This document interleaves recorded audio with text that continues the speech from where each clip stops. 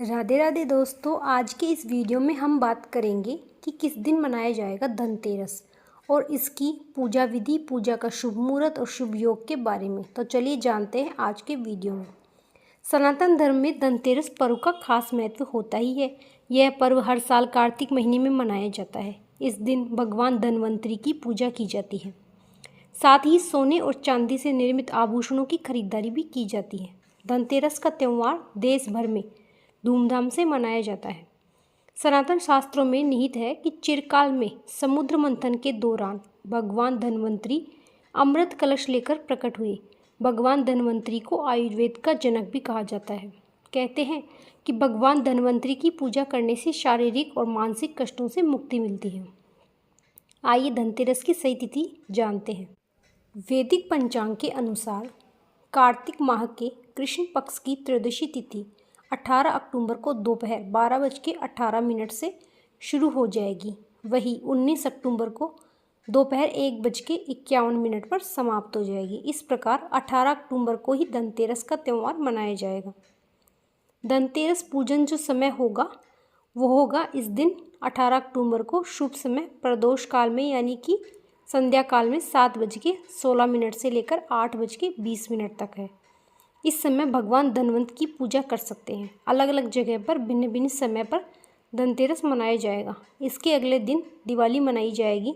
इस शुभ अवसर पर धन की देवी माँ लक्ष्मी और कुबेर देव की पूजा की जाती है।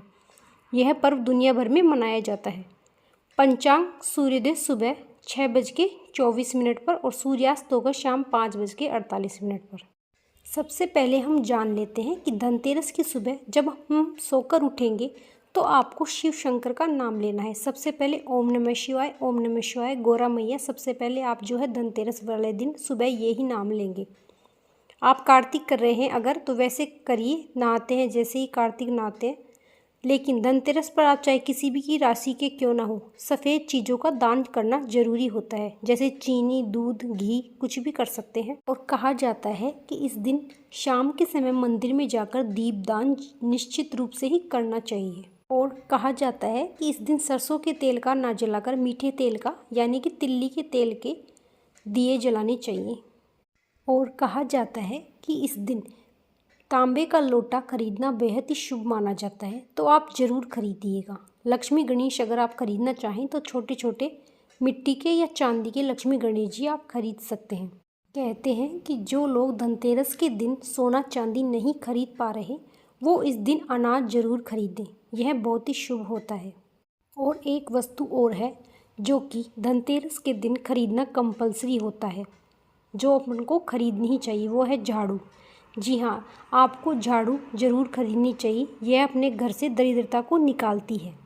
झाड़ू लाकर उस पर स्वास्तिक बनाए मौली का धागा बांधना चाहिए। छोटी दिवाली वाले दिन इसी झाड़ू से अपने घर का कचरा बाहर निकालना शुरू कीजिए। देखिए आपके घर की तिजोरी भर जाएगी। कहते हैं धनतेरस के दिन शाम को 13 दीपक घी के जरूर जलाने चाहिए।